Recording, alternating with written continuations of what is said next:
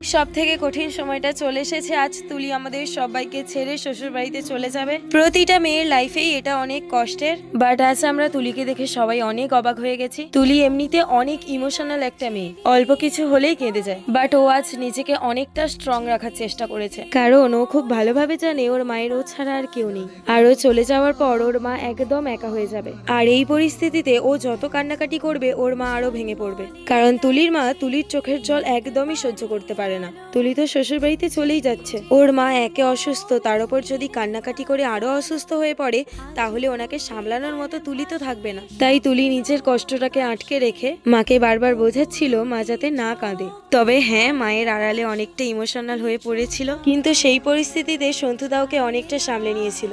কষ্ট হলে কাঁদলে হালকা হওয়া যায়, কিন্তু মানুষ যত কষ্টটাকে চেপে রাখে কষ্ট আরো দ্বিগুণ হয়। তুলির ক্ষেত্রে ঠিক সেটা।